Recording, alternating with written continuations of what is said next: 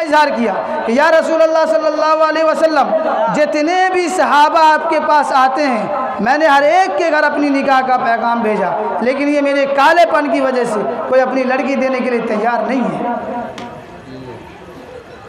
आप सल्लल्लाहु अलैहि वसल्लम ने फरमाया, साद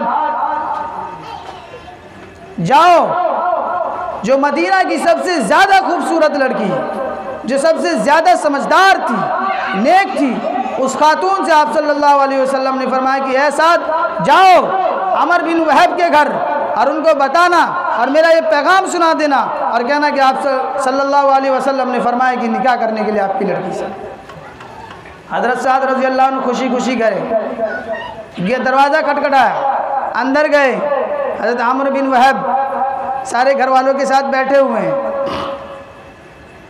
आप सल्लल्लाहु अलैहि वसल्लम ने जो बात बताई उनको सामने रखा और कहा कि आप सल्लल्लाहु अलैहि वसल्लम ने फरमाया निकाह कराने के लिए अपनी बेटी से, लेकिन उनके काले कलोटे होने की वजह से माँ बाप भी इनकार कर दिए कि नहीं, मैं अपनी बेटी का निकाह नहीं करा सकता आपसे। हज़रत साद रज़ी अल्लाह अन्हु मायूस होकर अपने घर की तरफ रवाना होने लगे। जिनसे निकाह होना था हज़रत अम्र बिन वहब की बेटी दरवाजे के पीछे खड़ी थी, पर्दे के पीछे। फ़ौरन कहा, ए मेरे माँ बाप, आप सल्लल्लाहु अलैहि वसल्लम और अल्लाह का रसूल कहीं नाराज़ ना हो जाए, उसकी नाराज़गी से, उसके गुस्से से बचो। जिसको अल्लाह और उसका रसूल हमारे निकाह के लिए मुंतखब फरमा दिया है, मैं इसी लड़के से, मैं इसी से शादी करूँगी। और उन्होंने कहा क्यों? क्योंकि वह इस्लाम की शहज़ादी थी, वो दीन से वाकिफ़ थी, वो नेक थी, अच्छे अखलाक वाली थी, वो शरीयत को जानती थी, वो दीन को पढ़ चुकी थी। इसलिए क्या फरमाया, वमा काना लिमुमिनिन वला मुमिनतिन इज़ा क़ज़ल्लाहु व रसूलुहु अमरन अन यकूना लहुमुल खियरतु मिन अमरिहिम व मन यअसिल्लाह व रसूलहु फ़क़द ज़ल्ला ज़लालन मुबीना। आप वो लड़की ने फरमाया, ए मेरे माँ बाप, आप डरिए अल्लाह और रसूल की नाराज़गी से, उनके गुस्से से। आप और ये कुरान की तिलावत की और फरमाया कि किसी मोमिन मर्द और औरत के लिए कोई इख्तियार नहीं कि जब अल्लाह और उसका रसूल कोई फ़ैसला कर दे, कोई फरमान सुना दे, तो किसी मोमिन मर्द और औरत के लिए इख्तियार नहीं कि आप सल्लल्लाहु अलैहि वसल्लम की बात को और अल्लाह खुदा ताला की बात को काटे, उसको इनकार करे। जो इनकार किया, जो नाफरमानी की अल्लाह और उसके रसूल की, वो खुली हुई गुमराही में। सोचिए उस खातून की कितनी वो समझदार थी। किताबों में आता है कि वो पूरे मदीना में सबसे ज़्यादा समझदार, बाइज़्ज़त, खूबसूरत लड़की थी, लेकिन उन्होंने एक काले शौहर को अपनाया, बल्कि माँ बाप भी नाराज़ हो चुके थे, लेकिन उन्होंने खुदा और रसूल के फरमान को याद किया और उन्होंने कुरान की आयत तिलावत की और कहा कि नहीं, मैं इसी शौहर, या चाहे काला हो कलोटा हो, जब अल्लाह और उसका रसूल ने हमारे लिए मुंतखब कर दिया है तो मैं इसी से निकाह करूँगी। और उन्होंने निकाह किया, दुनिया को पैगाम दिया। इसलिए मेरी बहनों, ये चीज़ और इस हदीस को आप भी सामने रखिए कि अगर हमारे मुक़द्दर में या हमारे नसीब में ऐसा लड़का हो या ऐसी लड़की हो जो हमारे मिजाज के मुताबिक नहीं है, आप उसके साथ ज़िंदगी गुजारिए। आप सब्र कीजिए, सब्र का फल मीठा होता है। आपके सामने हमने मर्दों की भी मिसाल दे दी आप सल्लल्लाहु अलैहि वसल्लम के ज़रिए से, औरतों की भी मिसाल हदीस के ज़रिए दे दी। इसीलिए आप अपनी ज़िंदगी को खुशगवार बनाइए। ज़िंदगी उसी वक्त खुशगवार होगी, खुशी के साथ गुजरेगी जब आपके दरमियान बाहमी प्यार मोहब्बत उल्फत रहेगी। अगर आपके अखलाक अच्छे हैं, अगर आपके अखलाक किरदार अच्छे हैं, तो जाहिर सी बात है आपके शौहर भी, मियाँ हो या बीवी हो, दोनों के दरमियान प्यार मोहब्बत पैदा होगी।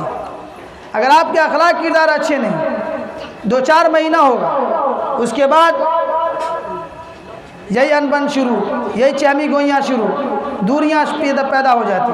आज अपने समाज का जायज़ा लीजिए, और ये अक्सर व बेशतर देखा गया है कि हमारे समाज के अंदर या अपने मुआशरे के अंदर शादी होती है, खा लड़का हो या लड़की हो, 6 महीना हो या 10 महीना हो, बड़ी खुशी के साथ ज़िंदगी गुजारते हैं, लेकिन कुछ दिनों के बाद फिर वही लड़ाई, फिर वही दूरियां पैदा, कि क्या तमाशा बना के रखी। इसलिए मेरे भाइयों और मेरी बहनों, निकाह के फ़ज़ाइल को समझिए, निकाह के मकासिद को समझिए कि निकाह इंसान के अंदर जोड़ पैदा करता है। निकाह के ज़रिए से दो परिवार, दो रिश्तेदार, दो ख़ानदान एक होते हैं, उसके अंदर मजबूतियाँ पैदा होती हैं। जो बड़े बुज़ुर्ग हजरात हैं वो निकाह कराते हैं। अब के दौर में देखा हूँ कि एक रिश्तेदार के अंदर रिश्तेदारी इसलिए करते हैं कि एक नए रिश्ते पैदा होंगे तो पुरानी रिश्तेदारियाँ मजबूत होगी, लेकिन आज उसका रिज़ल्ट उल्टा आ रहा है। उसका रिज़ल्ट उल्टा हो रहा है कि रिश्तेदार के अंदर एक नए रिश्ते जोड़ने के लिए जितने पुराने रिश्ते सब टूट रहे हैं, सब टूटे जा रहे हैं। मेरे भाइयों, ये निकाह का ये पैगाम नहीं है। निकाह के पैगाम को हमें समझना पड़ेगा। निकाह के फ़ज़ाइल को आप समझिए, उनके मकासिद को समझिए और अपने शौहर की इज़्ज़त व एहतराम कीजिए। मैं आपको बता दूं शौहर की इज़्ज़त व एहतराम के बारे में, उनका रुतबा क्या है, शौहर का मकाम क्या है, उनको सोचिए, उनको समझिए। आप सल्लल्लाहु अलैहि वसल्लम ने फरमाया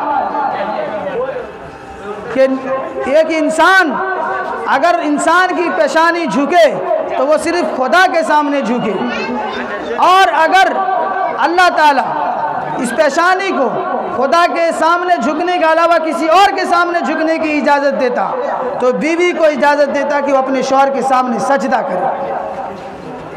इस हदीस से, इस नबी के फरमान से एक शौहर की इज़्ज़त को, एहतराम को बताया है कि जब अल्लाह ताला ने इंसान को पैदा किया, इंसान को बनाया, तो उसकी बॉडी को फरिश्ते ने बनाया है, लेकिन जब पेशानी की बारी आई, जब चेहरे की बारी आई, तो अल्लाह ताला ने फरिश्ते को रोक दिया, रुक जाओ, अब यहाँ से हमारी कारीगरी चलेगी। इस पेशानी को खुदा ने बनाया है और बनाकर बताया है कि ये पेशानी अगर किसी के सामने झुके तो सिर्फ खुदा के सामने झुके। मेरे दोस्तों सुनो मेरे नबी का फरमान, क्या बताया? ये पेशानी झुके तो सिर्फ खुदा के सामने झुके। अगर अल्लाह तबारक व तआला अगर ये पेशानी को अगर किसी और के सामने झुकने की इजाज़त देता, सजदा करने की इजाज़त देता, तो बीवी को कहते कि वो अपने शौहर के सामने सजदा कर, उसके सामने अपनी पेशानी को झुकाए। इससे एक शौहर के मकाम को बताया है, उनके रुतबे को बताया है। और शौहर के ऊपर भी सिर्फ बीवी का ये नहीं है कि वो अपने हुकूक को अदा करे, शौहरों के अंदर भी, शौहरों के ऊपर भी हुकूक आते हैं कि उनके जो भी नानो नफ़्का हो, जो उनकी ज़रूरियात है, वो एक शौहर के ऊपर वाजिब है कि उनकी ज़रूरियात को पूरी करें। उनकी जो भी ज़रूरियात हैं, उनकी जो भी ख्वाहिशात हैं, उनकी तकमीलात करें, उनको पूरा करें, तब जाके आपके अंदर प्यार, मोहब्बत, उल्फत पैदा होगी। एक तरफा नहीं होता है, दोनों तरफ से होती है। और एक बुराइयां जो हमारे समाज में बहुत ज़्यादा फैलती जा रही हैं, उसको मैं कर अपनी बात ख़त्म करूं कि हमारे गांव समाज के अंदर जब तारीख की बात होती है, मेहमानी वगैरह होता है, तो उसके अंदर एक होता है महर, जो हम तय करते हैं, लड़के वाले या लड़की वाले तय करते हैं। अब क्या है भाई, महर 40,000, 50,000, लाख, वो खर्चे नहीं देंगे। और अगर बोला जाए 5,000, अब क्या होगा भाई, बड़ी मजलिस में आप 5,000 बोलेंगे तो इज्जत गिर जाएगी। अरे फलाने के बेटे की शादी हुई, 5,000 महर दिया। मेरे भाइयों, आप चाहे 5,000 दीजिए या 50,000 दीजिए, ये आपके अंदर काबिल बात नहीं है, ये बड़ी बात नहीं है। बड़ी बात ये है कि जो भी महर उस पर ये हुआ मुतय्यन, उसको आप अदा कीजिए।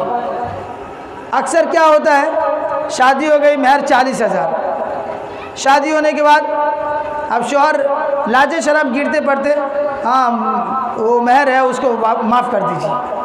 बहुत ही बेतुकी बात है, और ये इस्लाम के अंदर, ये शरीयत के अंदर बहुत ही धब्बा, मतलब भद्दा लफ्ज़ है कि महर माफ़ कर दीजिए। कैसा तमाशा है भाई, या आप इस्लाम का मजाक उड़ा रहे हैं। आपके अंदर इतनी हैसियत नहीं है तो आप फ़ौरन बोलिए हमारा महर 5,000 रहेगा, हमारा महर 10,000 रहेगा। आप दुनिया को क्या देख रहे हैं? दुनिया वाले ये इज़्ज़त नहीं दे सकते, दुनिया वाले ये ज़िल्लत नहीं दे सकते। इज़्ज़त या ज़िल्लत का मालिक खुदा है। व तुइज़्ज़ु मन तशा व तुज़िल्लु मन तशा, कि वो खुदा ऐसा है जो इज़्ज़त भी देगा, ज़िल्लत भी देने पर कादिर है, और इज़्ज़त भी देने पर कादिर है। आप दुनिया की क्यों परवाह करते हैं? अगर आपकी हैसियत 5,000 की है, आप 5,000 दीजिए। आपकी हैसियत 10,000 की है, 10,000 दीजिए। ये क्या बात हुई कि मजलिस के अंदर हमारी बेइज्जती होगी, हमारे मतलब ख़ानदान की बेइज्जती होगी कि फ़लाने के बेटे का निकाह हुआ,